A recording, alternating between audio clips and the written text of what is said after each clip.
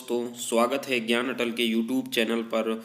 हम वनरक्षक की तैयारी की अगली कड़ी में आज लेकर के आए हैं समाज के मोस्ट इम्पोर्टेंट क्वेश्चन, जो आपको बहुत ही बेहतरीन तरीके से लगेंगे। क्योंकि हम पहले ही आपको व्हाट्सएप ग्रुप पे बता देते हैं कि कौन सा चैप्टर लेकर के आएंगे, कौन सा चैप्टर हमारे लिए अगला आने वाला है। तो आप उससे क्या होता है कि आप पहले तैयारी कर लेते हैं, उसका रिवीजन मार लेते हैं, फिर उसके बाद जो प्रैक्टिस करने की ज़रूरत होती है वो हम 25 क्वेश्चन के तहत मोस्ट इम्पोर्टेंट क्वेश्चन जो आए हुए ओल्ड पेपर से रिलेटेड क्वेश्चन होते हैं वो हम क्वेश्चन लेकर के आते हैं और आप उनसे आप प्रैक्टिस करते हैं। और उसके बाद जब आप स्कोर अपना देखते हैं तो एक मोटिवेट होते हैं कि नहीं, हमारी तैयारी अच्छी हुई है, हमारे इस चैप्टर पर पकड़ अच्छी है। देखिए, आप जिस चैप्टर पे आपकी कमज़ोर हो, कम स्कोर आ रहा है, उस चैप्टर को आप बार बार रिवाइज करिए, क्योंकि बार बार रिवाइज करने से आप उसको मजबूती आएगी और अच्छा स्कोर होगा। अभी समय है हमारे पास, तो जितने जल्दी आप आराम आराम से तैयारी करते रहेंगे उतना ही अच्छा। अगर अभी तक आपने हमारा चैनल सब्सक्राइब नहीं किया, अगर न्यू है इस चैनल पर, तो ज़रूर सब्सक्राइब कर लीजिए और दोस्तों और यारों को शेयर करते रहिए ज़्यादा से ज़्यादा वीडियो। बाकी हम इस तरह के हम आगे 20 चैप्टर लेकर के आएंगे और हमारी रणनीति है कि 20 चैप्टर 20 दिन में हम ख़त्म कर देंगे। उसके बाद हम एक तरह से टॉपिक वाइज हम हिंदी को कवर करेंगे और बेहतरीन तरीके से तैयारी करेंगे। चलिए, तो अगर आपने इससे पहले हमारे व्हाट्सअप फॉरेस्ट गार्ड वाले में नहीं ज्वाइन किया है तो उसको ज़रूर ज्वाइन कर लीजिएगा। और अगर गर्ल्स हैं आप स्पेशली, तो आप इस नंबर पर आप मुझे मैसेज कर लीजिएगा, तो मैं वहाँ पर आपको ज्वाइन करा दूंगा। 8299 427409 पर आप मैसेज करिएगा। तो लड़कियों के लिए एक विशेष प्राइवेसी है, तो आप उसमें आपको ज्वाइन कर दिया जाएगा अलग से। तो चलिए, अगर पिछले हमारे वीडियो जरूर आप देख लीजिएगा। अगर आपने हिंदी की विशेषता तैयारी करने चाहते हैं अच्छे से, तो आप एनालिसिस वीडियो मेरा जरूर देख लीजिएगा। मैं उसका लिंक डिस्क्रिप्शन में दे दूंगा। व्हाट्सअप का ग्रुप भी आपको डिस्क्रिप्शन में मिल जाएगा, कमेंट बॉक्स में भी आपका ग्रुप मिल जाएगा लिंक उसका। तो चलिए, आज का क्वेश्चन शुरू करते हैं, जो मोस्ट इंपॉर्टेंट क्वेश्चन है। हमारा पहला क्वेश्चन है कि कौन से समास में पहला पद संख्यावाचक होता है। देखिए, कौन से समास में हमारा पहला पद संख्यावाचक होता है? अव्ययीभाव में, द्विगु में, द्वंद्व में या कर्मधारय समास में? तो पहला पद हमारा किस में संख्यावाचक होता है? हमारा वो होता है द्विगु समास में। तो इसका राइट आंसर हो जाएगा हमारा, वो हो जाएगा कौन सा? B is right answer. अगला जो हमारा क्वेश्चन है वो है कि यथाशक्ति में कौन सा समास है? तो यथाशक्ति में कर्मधारा समास हो जाएगा, तत्पुरुष समास हो जाएगा, या द्वंद्व समास होगा, या अव्ययी भाव समास हो जाएगा। तो सबसे पहले हम इसका यथाशक्ति का संधि विच्छेद करेंगे, तो यह आएगा हमारा यथाधन शक्ति। यथाधन शक्ति तो क्या होता है कि यथा हमारा क्या है, उत्तर पूर्व हमारा क्या हो जाएगा, पूर्व पद प्रधान हो जाएगा। तो यथा हमारा पूर्व पद प्रधान है, तो हमारा पूर्व पद किस समास में होता है? पूर्व पद हमारा प्रधान हमारा अव्यय भाव समास में हो जाए। तो इसका राइट आंसर हमारा कौन सा हो जाएगा? D is right answer. और आप इससे भी आप पहचान लगा लेंगे, अगर यथाशक्ति है कि अव्यय भाव समास में ही पहला पद जो हमारे होते हैं, जैसे वो अनु होते हैं, मैं एक बार लिखा दूं, अनु होते हैं, या आ होता है, या प्रति होता है, या यथा होता है। तो अगर ये आपको दिखाई दें कहीं भी प्रथम पद में, तो आप उनको कौन सा हमारा समास हो जाएगा? वो हमारा अव्यय भाव समास हो जाएगा। तो अगला क्वेश्चन देख लेते हैं कि अजात शत्रु में कौन सा समास है। तो अजात शत्रु में हमारा तत्पुरुष समास है, या द्वंद्व समास है, या कर्मधारय समास है, या बहुब्रीहि समास है। तो इसका जो राइट आंसर हो जाएगा वो हमारा कौन सा हो जाएगा? वो हमारा हो जाएगा बहुब्रीहि समास। इसका आंसर राइट हो जाएगा। अगला क्वेश्चन देख लेते हैं कि गुरुदेव शब्द में समास है। गुरुदेव शब्द में समास है, तो गुरुदेव शब्द में अव्ययभाव समास है, अव्ययभाव समास है, तत्पुरुष समास है, बहुब्रीहि समास है, या कर्मधारय समास है। तो गुरु देव में कौन सा समास है? तो गुरुओं के जो देव होते हैं वो किसका समास हो जाएगा? उसका जो राइट आंसर हो जाएगा वो हो जाएगा हमारा कर्मधारय समास। गुरुओं के जो देव हैं वो कौन है? वो हमारे गुरु के जो देव हैं, गुरुओं के जो देव हैं तो वो गुरुदेव हैं। तो इसलिए वो हो जाएगा हमारा कर्मधारय समास। अगला जो हमारा क्वेश्चन हो जाएगा वो कौन सा हो जाएगा कि बारहसिंगा शब्द में कौन सा समास है? बहुब्रीहि समास है, कर्मधारय समास है, द्वंद्व समास है, या अव्ययभाव समास है। तो हमारा सबसे पहले हम जैसे ही बारहसिंगा को पढ़ेंगे तो हमें 12 दिखता है, और सिंघा यानी कि 12 जिसके सींग होते हैं उसे हम क्या कहते हैं? तो उसे हम क्या कहते हैं? आप बिल्कुल भी इसमें ना आप भटकिए कि इसका क्वेश्चन को आप बिल्कुल समझिए कि 12 सिंगा यानी जिसके 12 सींग होते हैं उसे हम क्या, इसमें तिथि किसी तीसरे की ओर हमारा इशारा कर रहा है, तो इसका कौन सा राइट आंसर हो जाएगा, बहुब्रीही समास। यानी ना तो ये प्रथम पद ना ही उत्तर पद प्रधान होगा, ये होगा हमारा किसी तीसरे की ओर संकेत कर रहा है, तो इसलिए इसका राइट आंसर हो जाएगा वो ए नंबर, बहुब्रीही समास हो जाएगा। अगला जो क्वेश्चन है हमारा कि कर्मधारय समास का उदाहरण है। कर्मधारय समास का कौन सा उदाहरण है, ये गगनचुंबी है या पाठशाला है या श्वेत पत्र है या नीलकंठ है। तो कौन सा हो जाएगा हमारा, इसमें से हमारा कौन सा राइट आंसर हो जाएगा, राइट आंसर हो जाएगा हमारा सी इज राइट आंसर। श्वेत पत्र हमारा कर्मधारय समास का उदाहरण होता है। अगला जो हमारा क्वेश्चन है वो कि परमानंद में समास है। परमानंद में कौन सा समास है, द्वंद्व समास है, कर्मधारय समास है या अव्ययभाव समास है या बहुब्रीही समास है। तो हमारा परमानंद में कौन सा समास हो जाएगा, वो हो जाएगा हमारा राइट आंसर हमारा हो जाएगा बी इज राइट आंसर, कर्मधारय समास। तो कर्मधारय समास की क्या डिफिनेशन होती है कि जिस समस्त पद का उत्तर पद प्रधान हो तथा पूर्व पद व उत्तर पद में उपमान या उपमेय की विशेषण या विशेष का संबंध होता है, या विग्रह करने पर आप देख लिया जा करिए कि जैसे परमानंद को आप विग्रह करेंगे तो क्या हो जाता है कि जब बीच में है जो या के समान आता है कि परमानंद यानी परम के समान है जो आनंद, वो हमारा कौन समास है, वो क्या हो जाएगा हमारा, हो जाएगा हमारा कर्मधारय समास। तो इसका राइट आंसर हो जाएगा हमारा बीज राइट आंसर। अगला जो क्वेश्चन है वो है कि निम्नलिखित में से कौन सा समास नहीं है। अच्छा, ये तो बड़ा इजी क्वेश्चन है, लेकिन फॉरेस्ट गार्ड से संबंधित क्वेश्चन ये अच्छा ही है, क्योंकि ओल्ड पेपर में इस तरह का क्वेश्चन एक देखा गया था कि उसमें यही बोल दिया गया था कि समास को विग्रह क्या विच्छेद कहते हैं या विग्रह कहते हैं। तो आप इस तरह से बिल्कुल भी ना ये सोचिए कि ये इस तरह का क्वेश्चन हमारे लिए इंपॉर्टेंट नहीं है। तो इसका जो अव्ययभाव समास हो जाएगा या कर्मकारक समास हो जाएगा या द्वंद्व समास होगा या बहुब्रीही समास। तो इसका जो राइट आंसर, इनमें से 3 हमारे तो समास होते हैं, अव्ययभाव और द्वंद्व और बहुब्रीही, लेकिन हमारा कर्मकारक समास नहीं होता, कर्मधारय समास होता है। तो इसका रॉन्ग आंसर ये B number is right answer हो जाएगा। अगला जो क्वेश्चन है कि किस समास में दोनों पद प्रधान होते हैं। देखिए हमारा क्या पूछा है कि किस समास में दोनों पद प्रधान होते हैं। तो इसका बहुब्रीही समास में या तत्पुरुष समास में या द्वंद्व समास में या द्विगु समास में।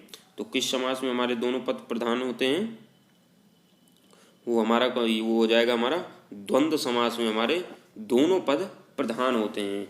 तो जैसे हमारा हो जाए उस तरह के क्वेश्चन होते हैं कि जैसे नदी और इस तरह से हम नाले कर दें, तो ये हमारा बीच में जो हमारा ये लगा रहता है, तो उसी तरह से ये योजक चिन्ह एक तरह का इसे बोला जाता है। तो योजक चिन्ह जहाँ भी लगा रहता है तो वहाँ पर ये भी हमारा प्रधान है और ये भी हमारा प्रधान है, तो दोनों प्रधान है अगर जहाँ पर, तो वो द्वंद्व समास हमारा होता है।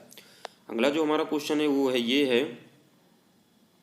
वो ये है कि महाजन शब्द में कौन सा समास है। महाजन शब्द में कौन सा, कर्मधारय समास है, द्वंद्व समास है, द्विगु समास है या अव्ययभाव समास है। तो कौन सा हमारा हो जाएगा, महाजन शब्द में कौन सा समास है। तो महाजन शब्द में हमारा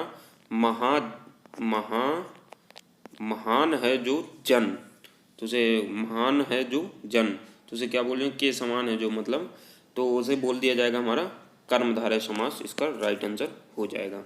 अगला जो हमारा क्वेश्चन है वो है कि किस समास,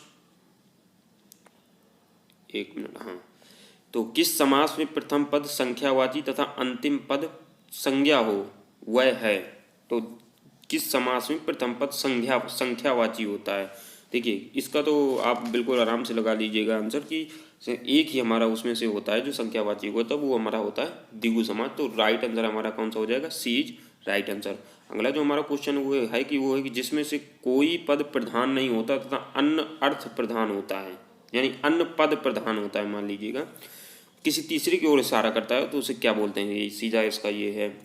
तो मतलब दोनों पद प्रधान नहीं होते, तीसरा कोई होता है, तो आप उसमें कौन सा समास होता है वो पूछ रहा है। तो कर्मधारय समास होता है या अव्ययभाव समास होता है या तत्पुरुष समास हो या बहुब्रीही समास होता है। तो इसका जो राइट आंसर हो जाएगा वो हमारा कौन सा हो जाएगा, बहुब्रीही राइट आंसर। बहुब्रीही समास तीसरा पद की ओर संकेत करता है हमारा।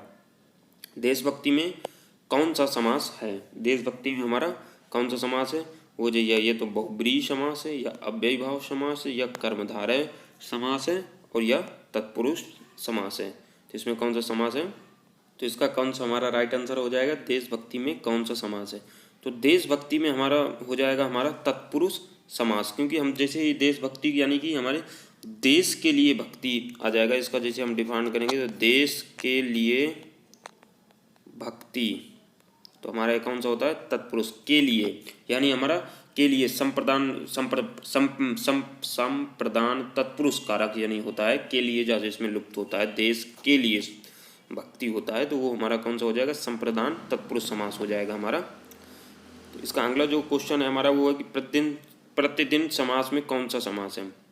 अच्छा, प्रतिदिन समास में कौन सा समास है? तो इस सब द्विगु समास है या कर्मधारय समास है या तत्पुरुष समास है या अव्ययीभाव समास है? तो प्रतिदिन में हमारा कौन सा समास हो जाएगा? प्रतिधन दिन। तो हमारा इसमें से प्रतिधन में तो प्रति हमारा यानी प्रथम पद हमारा पूर्व पद यानी प्रधान है, तो हमारा कौन सा समास हो जाता है? जहाँ पूर्व पद हमारा प्रधान होता है वहाँ हमारा अव्ययीभाव समास हो जाता है। तो राइट आंसर हमारा कौन सा हो जाएगा? हमारा डी इज राइट आंसर। जिसमें पहला पद शब्द विशेषण हो और दूसरा शब्द विशेष हो, यानी क्या बोला है कि जिसमें पहला पद विशेषण हो और दूसरा शब्द विशेष हो तो वो उसे कौन सा समास कहते हैं? तो इसका जो कौन सा समास है? द्विगु समास में कहते हैं या कर्मधारय समास में कहते हैं या द्वंद्व समास में कहते हैं या तत्पुरुष समास में कहते हैं? तो इसका जो हमारा राइट आंसर हो जाएगा वो कौन सा हो जाएगा? हमारा कर्मधारय समास, यानी बी इज राइट आंसर। कर्मधारय समास में ही जो पहला शब्द होता है वो विशेषण होता है और जो दूसरा शब्द होता है वो हमारा विशेष होता है। अगला हमारा जो क्वेश्चन हो जाएगा वो हो जाएगा कि जिस समास में दूसरा शब्द प्रधान रहता है उसे क्या कहते हैं? जिस समास में दूसरा शब्द प्रधान रहता है उसे क्या कहते हैं? तो अव्ययीभाव समास कहते हैं या तत्पुरुष समास कहते हैं, द्वंद्व समास कहते हैं या बहुब्रीहि समास कहते हैं? तो इसका जो राइट आंसर हो जाएगा वो हमारा कौन सा हो जाएगा? बीज राइट, यानी तत्पुरुष समास कहते हैं जिस समास में दूसरा शब्द प्रधान होता है। अगला जो हमारा क्वेश्चन है वो है कि जिस समास के दोनों पद प्रधान हो उसे क्या कहते हैं? अच्छा, जिस समास के हमारे दोनों पद प्रधान हो जाते हैं तो उसे हम क्या कहते हैं? तो इसका हमारा द्विगु समास कहते हैं। एक मिनट, जो हमारा विकल्प है वो है कि द्विगु समास कहते हैं या बहुब्रीहि समास कहते हैं या तत्पुरुष समास कहते हैं या कर्मधारय समास कहते हैं। तो जिस समास के दोनों पद प्रधान होते हैं उसे हम क्या कहते हैं? इसमें तो विकल्प ही नहीं है, जिस पद के दोनों प्रधान होते हैं मुझे लगा उसे हम द्वंद्व समास कहते हैं। तो इसका जो राइट आंसर हो जाएगा वो हमारा ई विकल्प आप मान लीजिए एक तरह का, क्योंकि इसमें तो विकल्प ही नहीं है दोनों में, तो किसी में भी इसमें नहीं है। तो हमारा कौन सा होता है? हमारा जिस समास में दोनों पद होते हैं वो द्वंद्व समास होता है, तो इसका आंसर द्वंद्व हो जाएगा। इसमें से विकल्प ही में ही नहीं लिखा है या मेरी मिस टाइपिंग हो गई है थोड़ा। अगला जो हमारा क्वेश्चन है वो ये है कि जिस समास में पहले या बाद का कोई भी पद प्रधान नहीं होता उसे क्या कहते हैं? जिस समास में पहले या बाद का कोई भी पद प्रधान नहीं होता है उसे हम क्या कहते हैं? तो उसे हम अव्ययीभाव समास कहते हैं या बहुब्रीहि समास कहते हैं या द्वंद्व समास कहते हैं या कर्मधारय। जिस समास का पहला यानी दोनों पद प्रधान नहीं होते, किसी तीसरे की ओर संकेत करता है तो उसे हम कहते हैं हमेशा बहुब्रीहि समास होता है हमारा, और बी इज राइट आंसर। अगला जो हमारा क्वेश्चन है ये है कि यथाशक्ति में कौन सा समास है? तो ये तो मुझे लग रहा है दोबारा रिपीट हो गया क्वेश्चन, नहीं, हाँ ठीक है। यथाशक्ति में कौन सा समास हो जाएगा हमारा? जहाँ पर हमारा यथाधन शक्ति अर्थात पहला पद हमारा प्रधान है तो हमारा अव्ययीभाव समास हो जाएगा। इसका आंसर जो हो जाएगा हमारा वो हो जाएगा हमारा बीज राइट आंसर। अगला जो हमारा क्वेश्चन है वो है कि शोकग्रस्त में कौन सा समास है? शोकग्रस्त में हमारा कौन सा समास है? शोकग्रस्त में हमारा कौन सा समास है? तो हमारा इसका जो राइट आंसर हो जाएगा वो हमारा कौन सा हो जाएगा? इसमें हमारा तत्पुरुष कर्मधारय समास या बहुब्रीहि समास या अव्ययीभाव समास। तो इसका जो राइट आंसर हो जाएगा वो हमारा हो जाएगा ए नंबर, जो होगा हमारा तत्पुरुष समास।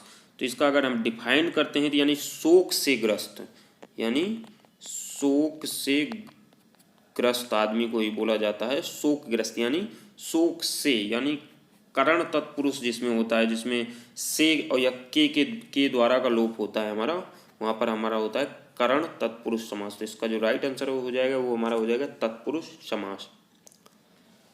अगला हमारा क्वेश्चन ये है कि जय पराजय में कौन सा समास है? द्वंद्व समास है, द्विगु समास है, कर्मधारय समास है या तत्पुरुष समास है? तो इसका जो हमारा कौन सा हमारा जो राइट आंसर हो जाएगा वो हमारा कौन सा हो जाएगा? हमारा द्वंद्व समास हो जाएगा। तो एज राइट आंसर, क्योंकि यहाँ पर जो ये संयोजक योजक चिन्ह जो होते हैं जहाँ पर, वहाँ पर हमारा द्वंद्व समास होता है। यानी कि द्वंद्व समास यानी और, अथवा या एवं लगता है, वहाँ पर योजक चिन्ह जहाँ पे लगते हैं वहाँ पर हमेशा होता है द्वंद्व समास। तो एज राइट आंसर। अगला जो हमारा क्वेश्चन है वो है कि सिंह द्वार में, सिंह द्वार शब्द में कौन सा शब्द है? तो आप सिंह द्वार को डिफाइन करिए, यानी सिंह का द्वार, सिंह का द्वार को ही बोला जाता है सिंह द्वार। तो इसका जहाँ पर भी का यानी कारकों का लोप होता है हमारा, वहाँ पर क्या हो जाता है हमेशा? तो देखते ही आप आंसर लगाइए तत्पुरुष समास। तो एज हमारा राइट आंसर, यानी कि का हमारा यहाँ पर लुप्त है। अगला जो हमारा क्वेश्चन है वो हमारा कौन सा है? वो ये है कि राजपुत्र में कौन सा समास है? तो राजपुत्र में हमारा कौन सा समास है? तत्पुरुष समास है, द्वंद्व समास है, कर्मधारय समास है या द्विगु, यानी राजपुत्र यानी राजा का पुत्र। राजपुत्र किसे बोला जाता है? यानी राजा का पुत्र, राजपुत्र। तो इसका जो इसमें का लोप हो रहा है, तो इसका राइट आंसर हो जाएगा सीधा हमारा तत्पुरुष समास। तो एज राइट आंसर। अगला जो हमारा क्वेश्चन है ये है कि भरपेट में कौन सा समास है?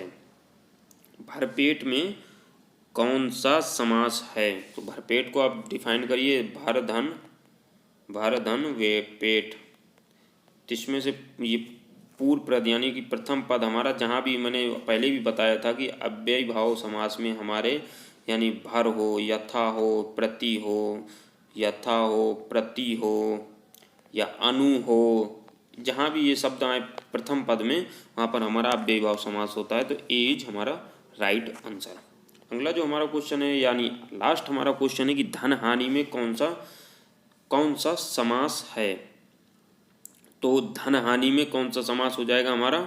तो इसका आप हमें कमेंट बॉक्स में ज़रूर आप आंसर बता दिया करें। जो भी मैं लास्ट में एक क्वेश्चन ज़रूर आपको लिए दे देता हूं कि कौन सा समास है, कौन सा क्वेश्चन होगा, तो आप उसे कमेंट बॉक्स में ज़रूर बताइएगा कि धन हानि में कौन सा समास है। कर्मधारय समास हो जाएगा या तत्पुरुष समास हो जाएगा या द्विगु समास हो जाएगा, यानी अव्ययी भाव। धन से हीन आदमी को ही धनहीन आदमी बोला जाता है। तो आप इतना भी आप अगर ध्यान देते हैं कि धन से हीन आदमी, तो आप समझ जाएंगे कौन सा हमारा धन से हीन। तो इसमें हमारे कारकों का लोप हो रहा है, तो आप सीधा इसका आंसर ही दे देना चाहिए आपको कि हमारा तत्पुरुष समास है, धन से हीन आदमी हमारा कौन सा हो जाएगा समास? तत्पुरुष। इस तरह से आज हमने 25 क्वेश्चन देख लिए हैं और हम इसी तरह से रोजाना प्रतिदिन डेली एक वीडियो लेकर के आए हैं। तो आप बेहतरीन तरीके से उन वीडियो को जरूर देख लिया करिए। थोड़ा सा छोटे छोटे वीडियो हम इसीलिए लेकर के आते हैं ताकि आप बोर ना हो एक बार, और जल्दी ही हमारा एग्ज़ाम होने वाला है। तो आप बिल्कुल भी मत भटकिएगा, एक ही आप जॉब को लेकर के चलेंगे तो आप जल्दी सिलेक्शन पाएंगे, ये मेरा आपसे वादा है। अगर आप एक चीज़ को आप हमेशा टारगेट करते हैं तो आप हमेशा सक्सेस पाते हैं। बार बार किसी और चीज़ों पर ना ध्यान दीजिए, ये आपके लिए शानदार मौका है। क्योंकि इसके बाद अगर पीईटी लगता है हमारे SSSC में, तो बहुत ही जो हमारे नीचे तबके के लड़के हैं, मतलब कम पढ़ने वाले गांव क्षेत्र देहात के जो लड़के हैं, कम चीज़ें उनके लिए अवेलेबल हैं, तो बहुत कम ये फॉरेस्ट गार्ड बन पाएंगे। क्योंकि वो उसके लिए आपको क्वालिफिकेशन और उसको आपको जो क्राइटेरिया दिया जाएगा उसको पास करके ही आप एग्ज़ाम दे पाएंगे। तो आप इसको आप गोल्डन चांस समझिए और बेहतरीन तरीके से मेहनत करिए। बाकी जो भी हो सकेगा हमसे हम ज़रूर करेंगे। अगर नए चैनल में आप नए हैं तो चैनल को ज़रूर सब्सक्राइब कर लीजिए और शेयर भी करते रहिए दोस्तों और यारों को। मिलते हैं किसी अन्य वीडियो में, तब तक के लिए जय हिंद।